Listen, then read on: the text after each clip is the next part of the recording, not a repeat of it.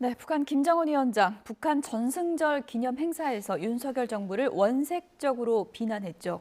김 위원장은 윤석열 정부 출범 이후 직접 윤석열 대통령의 이름을 거론하며 강한 수위로 비난한 것인데요. 전문가 두 분과 짚어보도록 하겠습니다. 김열수 한국군사문제연구원 안보전략실장, 그리고 김용현 동국대 북한학 연구소장 두 분 나와 계십니다. 어서 오세요. 안녕하세요. 안녕하십니까. 네, 먼저 논란의 발언이 나온 전승절 행사부터 좀 이해를 하면 도움이 될 것 같은데요. 북한에 네. 어떤 의미가 있는 행사입니까? 북한에서는 이제 전승절이라고 표현을 하는데요. 우리는 이제 휴전협정, 정전협정 체결일이라고 이야기를 합니다. 예. 북한은 한국 전쟁을 조국 해방 전쟁이라고 이야기를 그동안 해왔고요. 자신들은 이제 승리한 전쟁으로 그것을 규정하고 있습니다. 그래서 전승절이 그동안 북한에서는 중요한 정치 행사로 계속 이루어져 왔었고, 내년이 이제 한국 전쟁 정전 70주년인데 내년에는 굉장히 큰 행사를 치를 것 같습니다. 올해는 거기에 비해서는 뭐 내년에 비한다면 그 공식적인 야외 행사랄지 또는 야외 그 열병식이랄지 이런 것들은 이루어지지 않았는데, 예. 어쨌든 북한으로서는 정치 행사 중에 굉장히 중요한 행사, 그리고 북한 주민들의 내부 결속을 꾀하는 매우 중요한 소재로 전승절을 활용하고 있다고 봐야 되겠습니다. 저희가 화면으로도 전승절 행사 모습을 보여드리고 있는데, 뭐 불꽃 축제도 하고요. 그리고 리설주 같은 경우에는 뭐 눈물도 보였다 그러고요. 김정은 위원장이 특히 그곳에 참여한 노병들에게 각별한 애정을 또 보였다고 그러더라고요. 무슨 의미가 있는 걸까요? 이제 이 노병들에 대한 김정은의 사랑을 이제 표현했다라고 보는데요. 사실상 이 노병대회를 시작한 것은 1993년도가 처음이었거든요. 예. 두 번째가 이제 언제였느냐면은 2012년, 소위 말해서 김정은이가 공식적으로 등장한 이후에 두 번째가 노병대회가 있었고요. 그 뒤에 1, 2년 또는 2, 3년 간격으로 노병대회가 진행되어 왔고, 그 노병대회를 가능하면 이제 전승절 기념이라고 같이 맞추어서 노병대회를 하는데요. 아마 전 세계에서 군인들에 대한 예우가 가장 좋은 나라가 미국일 거고요. 북한도 이에 못지않게 잘해주려고 노력을 하고 있고, 특히 노병들에 대해서는 굉장히 많이 이제 챙겨주고 있는 그런 셈이죠. 김정은 위원장 들어서서 특히 더 그러합니다. 그렇기 때문에 뭐 1박 2일 정도 이렇게 불러서 그분들한테 여러 가지 이제 뭐 행사도 하고 선물도 주고 그렇게 하는데, 그런 것들이 바로 우리 지금 김용현 교수님 말씀하신 것처럼 체제 결속을 위해서 이게 꼭 필요하다라고 보는 거고요. 예. 그리고 노병들에 대해서 그렇게 예우하는 모습을 보면 젊은 사람들은 어떤 생각을 하게 될까요? MZ 세대를 좀 겨냥하는 것도 있을까요? 그렇죠. 이제 예. 그런 사람들 입장에서 보면은 나도 나중에 북한이라는 정권 또는 체제를 위해서 희생을 하면 저렇게 대우를 꼭 받게 될 것이라는 희망을 주는 거거든요. 예. 그런 차원의 심리적인 의미도 있다, 이렇게 볼 수가 있죠. 네. 그리고 행사 장면 보면 눈에 띄었던 게, 네. 뭐 뉴스 보면 북한도 코로나 심각했다고 그러던데 마스크를 낀 사람이 없더라고요. 두 가지 측면일 것 같습니다. 하나는 예. 이제 자신감일 수도 있고요. 자신감. 네. 예. 또 한 측면에서 보면 지난 4월 25일 날 북한의 이제 군창건 기념일 때 야외 행사가 있었습니다. 예. 그때 이제 마스크를 쓰지 않아서 그때를 계기로 해서 북한에 이제 코로나가 대규모 확산이 됐다, 이렇게 외부에서는 그렇게 판단을 하고 있는데, 예. 한편은 좀 무모한 측면도 있다, 이렇게 봐야 될 것 같습니다. 자신감이라고 하는 부분은 결국 북한이 코로나19에 대해서 가장 원시적인 대응을 해왔습니다. 예. 아예 봉쇄를 했었죠. 그렇죠. 예. 모든 지역 간 이동을 아예 금지를 시키고, 의학적 관심 대상자들 또는 유사 증상자들은 다 분리를 시켜서 한 달 정도를 완전히 격리를 시켰습니다. 그렇기 때문에 북한으로서 이제 대규모 확산을 방지를 해왔던 게 사실인데, 그러나 지금 상황에서 보면 그것이 코로나 환자가 아예 없었다라고 보기는 어려울 것 같고, 예. 허위 보고랄지 또는 그 통계에서 아래로부터 통계의 어떤 누락, 뭐 이런 부분들도 있었을 것 같습니다. 그렇게 예. 보면 제가 볼 때는 저런 대규모 행사에 노마스크 그리고 코로나19에 아예 무관한 듯이 그런 행사를 하는 것은 예. 적절하지는 않은 것 같습니다. 예. 어쨌든 뭐 노마스크 행사하면서 코로나 사태 우리 끄떡없다, 이런 자신감을 피력한 것으로 볼 수 있을 것 같은데요. 이 정치적인 전승절 행사에서 무엇보다 이제 김정은 위원장 발언이 논란이 됐죠. 윤석열 대통령을 원색적으로 직접 비난했는데요. 그 내용 먼저 좀 들어보겠습니다. 선제적으로 우리 군사력의 일부분을 무력화시키거나 맞설 수 있다고 생각한다면 천만에 그러한 위험한 시도는 즉시 강력한 힘에 의해 응징될 것이며 윤석열 정권과 그의 군대는 전면될 것입니다. 네, 지금 보신 것처럼 김정은 위원장 본인이 직접 육성을 통해서 윤석열 정부를 비난한 건 새 정부 들어 처음이거든요. 어떤 의도일까요? 저는 뭐 처음이라고 생각하지는 네. 않고요. 김정은이가 여기 윤석열 정부를 대하는 것은 3월 10일, 그러니까 소위 말해서 선거가 끝난 이후부터 지금까지 일관성을 유지해 왔다라고 예. 보고요. 지금은 이제 김정은 위원장 목소리나 톤이나 이런 걸 보면은 굉장히 격정적이기도 그렇죠. 하지만 굉장히 열받았다는 그런 생각이 많이 들잖아요. 예, 대통령 호칭도 빼버렸죠. 그렇죠. 예. 제가 이제 한번 이제 3월 10일 이후부터 지금까지 몇 가지 사례를 한번 제가 들어볼게요. 예. 4월 초에 김여정 부부장이 담화를 발표했어요. 그 담화 발표할 때 한국 군대 절멸시킬 거라고 얘기했어요. 4월 25일 날 북한 빨치산 그 창설 기념일이죠. 90주년 기념식에서 김정은 위원장은 핵무력을 소위 말하는 또 다른 그 목적으로 사용할 수 있다. 그러니까 핵무력이 억제력으로 사용하는 것이 아니라 공격적으로 사용할 수 있다라고 얘기를 했고요. 예. 6월 달에는 노동당 중앙위원회 전원회의를 했거든요. 예. 확대회의를 하면서 김정은 위원장이 이렇게 얘기했습니다. 대적투쟁을 하겠다. 대적투쟁. 그리고 강대강 그리고 이 승리를 하겠다 이렇게 얘기를 했거든요. 그리고 이제 6월 말에는 다시 노동당 중앙군사위원회까지 하면서 전선부대의 임무도 재조정하고 작전계획도 수정하고 거기에 따라서 조직도 개편해 나가겠다 이렇게 얘기를 했단 말이죠. 그래서 그걸 보면 3월 10일 이후부터 지금까지 거의 뭐 한 달 간격으로 계속해서 이런 정말 이런 비슷한 유의 얘기는 해왔는데 지금 말씀하신 것처럼 그럼에도 불구하고 대통령에 대해서 이름까지 빼고 예. 이렇게 얘기한 것은 굉장히 열을 많이 받은 것 같은 예. 그런 느낌이 들지요. 그 기조는 이어왔다 그래도 네. 어쨌든 뭐 북한 조선중앙통신이라 북한 매체를 통해서 원색적인 비난은 많이 했고 전에도 네네. 많이 봤는데 예를 들어서 이번에 쓴 표현이 윤석열과 그 군사 깡패 이렇게 네네. 본인이 직접 언급을 했거든요. 이건 네. 좀 이례적인 거 아닙니까? 그렇습니다. 이례적이죠. 김정은 위원장이 윤석열 대통령에 대해서 공식적인 언급을 한 건 처음입니다. 그러니까 윤석열 정부, 윤석열 대통령에 대해서 이른바 말폭탄을 던진 예. 것이다 이렇게 봐야 될 것 같습니다. 그러니까 남관계를 강대강의 대결 구도로 규정한다. 이것이 이제 김정은 위원장의 판단인 것이고 그것의 그 직접적 표현이 윤석열이라고 하는 호칭 없는 우리 대통령에 대한 그 이름을 그대로 대는 뭐 그런 모습이었던 것 같습니다. 결국 북한으로서는 이제 남관계와 관련돼서 윤석열 정부의 그동안 선거 과정이나 또는 대통령 당선 이후에 일련의 대북 정책, 예를 들면 뭐 삼축 체제랄지 뭐 예. 여러 가지 이제 대북 강경 드라이브를 거는 정책에 대해서 불만을 강력하게 표시한 것이고 윤석열 정부에 끌려가지 않겠다는 그런 강력한 의지를 표명한 것이다.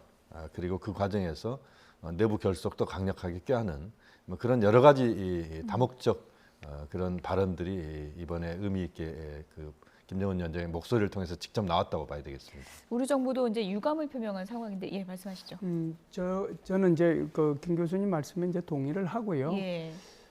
제가 이제 좀 전에 열받았다라고 말씀을 드렸잖아요. 예, 김정은 위원장 입장에서 보면 굉장히 조바심이 조바심. 좀 많이 예. 나는 것 같아요. 왜 그런가요?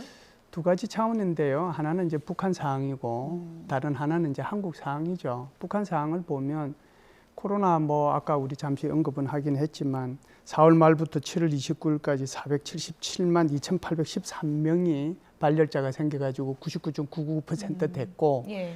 현재 치료받고 있는 사람은 204명만 치료받고 있고 어제 같은 경우는 이제 발열자 한 명도 안 나왔다고 예. 그렇게 발표를 했거든요.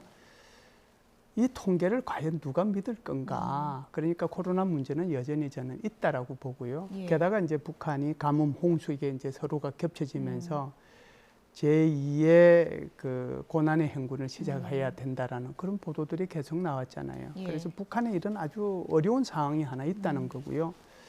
반대로 한국의 상황을 보면 너무 비교가 많이 되잖아요. 한국에서 누리호 발사해가지고 성공했죠. 4.5세대 전투기 KF-21 그거 벌써 초도 비행 어제 이제 두 번째 비행해서 성공했죠. 27일 날에는 정조대항함 소위 예. 말해서 이제 정말 이지스함이죠. 예. 이지스함에 이제 진수도 했죠.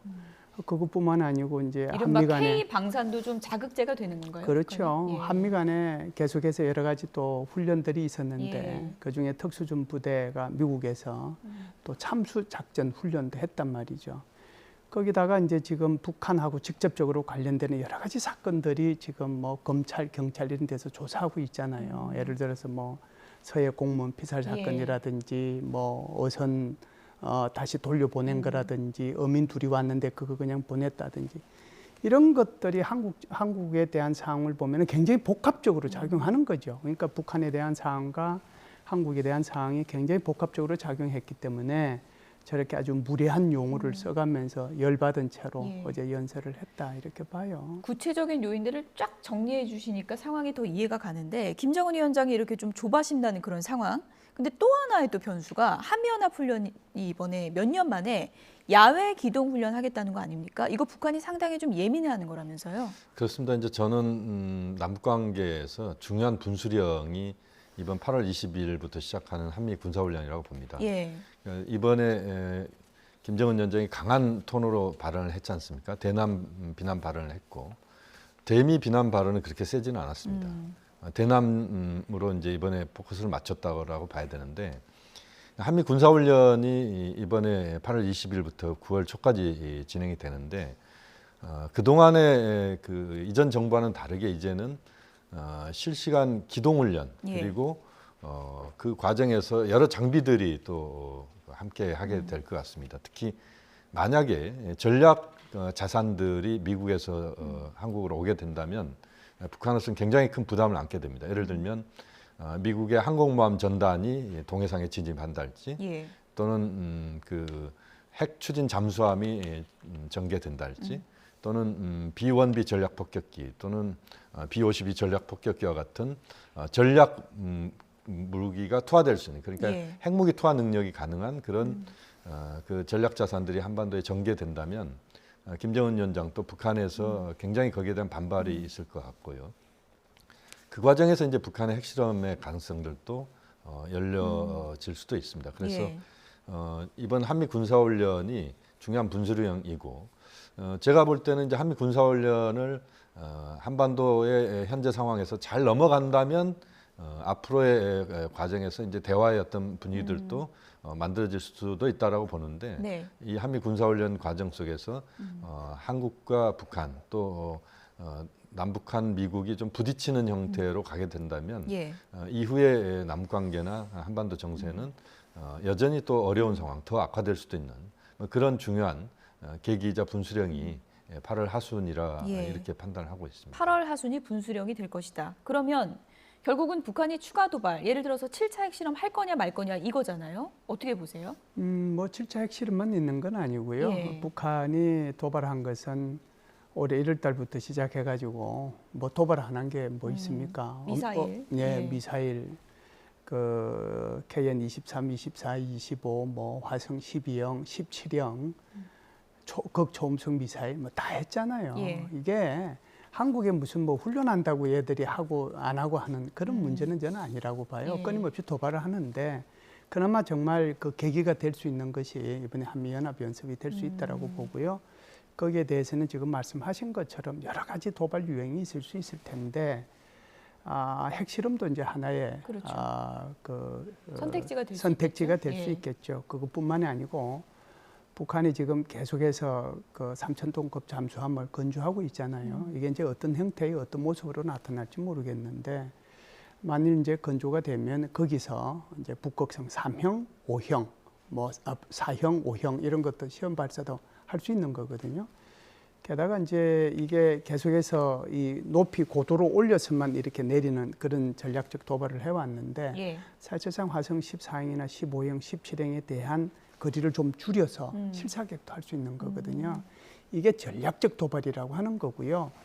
이번 같은 경우에는 지금 김정은 위원장의 저 열받은 표현을 이렇게 보면 전술적 도발도 있을 수 있다. 그래서 서해상에서 또는 DMZ상에서 이런 도발이 있을 수 있기 때문에 특히 우리 국군 장병들은 여기에 대비할 필요가 있다 이렇게 봐요. 예. 이런 상황에서 오늘 새벽 한미 국방장관이 만나서 지난 5월 한미 정상회담 후속 대책을 논의를 했다고 하는데요. 어떤 얘기가 오갔는지 내용을 먼저 좀 들어보겠습니다. But our alliance remains resolute and ready in the face of these dangerous and destabilizing actions.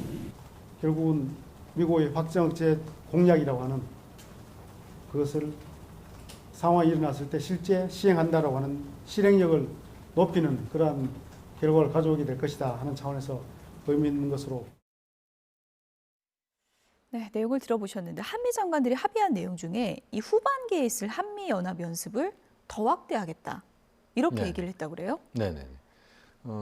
그러니까 이제 그동안 한미 군사훈련은 그 문재인 정부 시절에 보면은 대체로 이제 실내에서 이루어지는 그러니까 워게임 형식이랄지 시뮬레이션 그렇습니다. 형식인가요? 이제 그런 예. 형식이어서 실제 기동훈련은 거의 이루어지지 않았습니다. 그렇군요. 이루어진다 하더라도 소규모 부대, 뭐 중대급, 대대급 정도였는데요. 지금의 군사훈련의 앞으로의 흐름들을 보면 거의 뭐 전국급까지 또 여단급 이상 이런 대규모 그 한미 군사훈련이 그 진행이 되는 것 같습니다. 그래서 이번 이제 8월 20일부터 이루어지는 군사연습도 보면 지금 이제 한미 간의 군사 부분 또 을지 연습까지 포함해서 이제 이루어지는 예. 그런 대규모 훈련이 앞으로 예정이 돼 있습니다. 그래서 예. 실질적으로 북한에 대한 한미의 그 단합된 의지 또 한미 동맹의 군사적인 어떤 실현 이런 것들을 좀 더 구체적이고 좀 더 제대로 보여주겠다. 그래서 북한뿐만 아니라 이제 예. 중국이랄지 주변 국가들까지도 그 충분히 한미 군사훈련의 강도가 어떤 것인가를 이제 보여주겠다. 이런 차원에서의 새로운 어떤 그 변화된 한미 군사훈련의 흐름이 이번 8월부터 아마 앞으로 이루어질 가능성이 높다고 봅니다. 예. 을지 연습과 통합해서 규모를 키운다고 하면은 북한 입장에서는 지금 상당히 좀 예민해질 수밖에 없는 상황인데 7차 핵실험 관련해서 앞서도 전망을 해주셨지만 보통 장마 지나면 바로 할 거다 이런 전망이 또 올 초에 많았었거든요. 시점을 구체적으로 좀 예측을 해보자면 언제 정도가 될까요? 이제 제일 북한으로 봐서는 이미 이제 시기는 놓치긴 했고요. 미국도 그렇고 이제 한국 정부 당국도 그렇고 심지어 우리 한국의 NSC에서도 얘기하고 있는 것이 타이밍만 남았다라고 얘기하는 예, 거잖아요. 타이밍만 남았다. 준비는 다 됐다라고 하는 거거든요. 그러니까 타이밍을 언제 잡느냐 하는 건데 앞으로 이제 일정을 보면 두 개죠. 하나는 한미연합훈련이 아주 좋은 구실이 될 수가 있고요. 예. 또 하나는 아마 올 가을에 있을 중국의 제20차 중국 공산당 대회가 될 겁니다. 예. 그래서 원래는 이제 제가 타이밍을 놓쳤다라고 말씀을 드렸던 이유도 그 전에 이제 북한이 어떤 시도를 하고 싶었는데 중국의 압박이 이제 많이 좀 가해졌다라고 이렇게 보고 있잖아요. 만일에 북한이 핵실험을 하게 되면 이제 거기에 대해서 유엔 안전보장이사회에서 제재 결의안이 이제 통과가 될 텐데 그때 대해서 중국은 더 이상 이제 반대 입장 못하고 나 찬성하겠다라고 얘기를 했다라고 그래요. 예. 그렇다라고 하면 지금 뭐 아주 좋은 기회이긴 하지만 북한이 만일에 이번에 UFS죠, 얼지 포커스 쉴드 그 훈련 기간에 만일 도발을 하게 되면 결국은 뭐 중국으로 봐서는 굉장히 반발할 수밖에 없는 그런 상황이잖아요. 그러니까 믿는 건 지금 중국밖에 없는 건데 중국도 보호를 해줄 수 없는 상황으로 가는 그렇죠. 건가요? 그렇기 그렇거든요. 때문에 예. 이제 엊그제 그 정선절 행사 끝나고 그 다음 날 바로 그냥 그 북중 우호탑인가요? 거기 가가지고 그 참배하고 했던 것도 네, 우이탑이요. 중국을 예. 우이탑 거기서 중국을 의식한 거라고 보는데요. 예. 결국은 이제 시기를 이제 늦춘다라고 하면 제20차 중국 공산당 대회가 끝나고 난 뒤로 그러면 이제 겨울이 되는 거죠. 그쪽으로 갈 가능성이 있는데 이거는 좀 계속해서 좀 봐야 될 필요가 있을 것 같습니다. 핵실험 관련해서 김정은 위원장의 속내도 상당히 셈법이 복잡할 것 같은데 들어보니까요. 지금 이제 어쨌든 중국의 그 상황을 살펴볼 수밖에 없는 상황에서 미중 관계가 지금 굉장히 심각하잖아요. 네. 이것도 변수가 될까요? 지금 이제 핵실험과 관련돼서는 이제 국제적 차원에서 보면 우크라이나 전쟁이 북한의 핵실험에도 영향을 주고 있다고 봐야 됩니다. 그렇군요. 왜냐하면 모든 전 세계의 관심은 우크라이나에 가 있고 예. 지금 이제 미중 갈등 또 중국과 러시아를 한 축으로 하면서 미국과 중러의 갈등 뭐 이런 구도들의 지금 그 출발점은 물론 이제 기본적인 것은 미중 갈등의 기본이 되겠습니다만 그러나 우크라이나 전쟁이 많은 부분 영향을 주고 있거든요. 그렇군요. 그래서 우크라이나 전쟁이 지금 지속되는 상황에서는 북한의 핵실험이 그렇게 세계적인 주목도를 높일 수가 없습니다. 왜냐하면 우크라이나 상황이 시시각각 변화하고 있고 그 과정에서 북한의 핵실험은 하루 이틀 정도의 국제적인 관심을 끌 수도 있지만 길게 끌 수 있는 상황은 아니거든요. 그렇게 보면 북한으로서는 국제적 차원에서도 지금 핵실험의 적기는 아니다 이렇게 봐야 될 것 같고요. 중요한 카드인데 시점이 지금 그렇죠. 딱 떨어지지 예. 않는군요. 그리고 또 하나는 이제 김열수 교수님 말씀하신 것처럼 10월달에 중국의 당대회가 개최가 되는데 이때는 사실 이제 시진핑 지도부 3기가 출범하는 겁니다. 예. 그러니까 중국의 최고 지도부가 계속 그 집권 연장을 하는 매우 중요한 정치적 행사를 앞두고 북한이 핵실험을 한다는 것은 이제 잔치집 앞에서 이제 재를 뿌리는 격일 수도 있는 그렇군요. 것이고 뭐 그렇게 보면 북한으로서는 그 부담을 안고 지금 굳이 핵실험을 할 필요가 있느냐 또 북한의 핵 그 개발 수준이 굉장히 그 수준이 높아져 있는 상황이기 때문에 북한으로서는 핵실험의 타이밍이나 이런 부분들은 굉장히 전략적 차원에서 여러 가지 상황들을 고려하면서 매우 신중한 접근을 할 것이다. 뭐 그렇게 저는 보고 있습니다. 예. 끝으로 미중 관계 좀 여쭤볼게요. 며칠 전에 미중 정상 통화를 했는데 시진핑 주석이 불장난하면 불에 타 죽는다 이런 얘기를 했다 그래서 상당히 언론에 회자가 되지 않았습니까? 이거는 정상 간의 통화에서 나올 수가 없는 단어 선택인데 이렇게까지 강경한 발언을 한 건 어떻게 보세요? 아마 시진핑 주석도 김정은 위원장 발언을 많이 참고한 것 같습니다. 예. 이제 이 불에 다 죽을 것이라는 용어 자체는요 이번에 처음 쓴 건 아니고요. 작년 재작년에도 시진핑 주석이 만일 이제 미국이 이런 식으로 행동하면 베이징 천안문 앞에서 불에 다 죽을 것이다라고 얘기를 했거든요. 정상 통화할 때 직접 한 건 처음이죠. 그렇죠. 그럼에도 불구하고 전화 통화를 통해 가지고 직접 그걸 이제 그런 식으로 표현했다는 것은 굉장히 이례적인 거죠. 이번에는 중국이 굉장히 열받아 있다라고 보는 건데요. 이제 중국 입장에서 보면 중국은 대만을 자국의 일부로 보는 거잖아요. 이건 주권의 문제라고 보는 건데 미국 입장에서는 보면 그 일국을 대만이 중국에 속한다라는 것을 인정은 하지만 대만 관계법이라는 게 있기 때문에 이것이 평화적으로 대만 문제를 해결하지 않으면 안 된다는 입장이거든요. 그런 식으로 이제 얘기를 하는 가운데서 펠로시 하원 의장이 지금 방문을 하니 안 하니 이런 얘기가 계속 와 있잖아요. 이러다 보니까 좀 시진핑 주석이 조금 많이 화가 난 것 같습니다. 예. 어쨌든 미중 관계도 지금 상당히 심각한 상황이고 그리고 지금 김정은 위원장은 원색적으로 우리를 비난하고 있는 상황이고 외교적 관계 함수가 어느 때보다 복잡한데요. 우리가 어떤 기조를 갖고 지금 가야 되는 겁니까? 그러니까 지금 현재는 남북 관계는 한반도 정세를 바로 좀 변화시킬 수 있는 그런 동력은 안 만들어지고 있는 건 사실입니다. 그것은 결국 이제 현 상태를 유지하는 수밖에 없는데 더 나쁜 상황이 오지 않도록 하는 게 우선은 중요할 것 같습니다. 그래서 남관계 차원에서도 군사적인 우발적 충돌이랄지 이런 것들을 극도로 저는 경계해야 된다고 보고요. 또 그 과정에서 우리 입장에서는 이제 한미 군사훈련도 앞두고 있는 상황이기 때문에 이 한미 군사훈련을 잘 지금 어차피 하는 걸로 돼 있기 때문에 이것을 얼마만큼 잘 하느냐 또 그 과정에서 북한을 최소한의 범위 내에서 덜 자극시키느냐 이것도 중요한 것 같고요. 또 그 과정에서 중국과의 대화도 저희는 매우 중요하다고 봅니다. 그러니까요. 그래서 한중 간에 그동안 좀 소원한 부분들이 있습니다. 한미동맹 중심으로 윤석열 정부가 판단한 이 과정에서 그래서 한중 협력에 대한 그 여러 가지 우리 나름의 외교적인 다양한 채널들을 동원해서 많은 대화가 이루어지는 그 과정에서 전체적으로 그 8월을 관리를 잘 해나가는 예. 것이 매우 중요하다고 봅니다. 무게추를 잘 맞춰야겠네요. 그렇습니다. 예, 여기까지 듣겠습니다. 지금까지 김열수 한국군사문제연구원 안보전략실장 그리고 김용현 동국대 북한학 연구소장 두 분이었습니다. 감사합니다.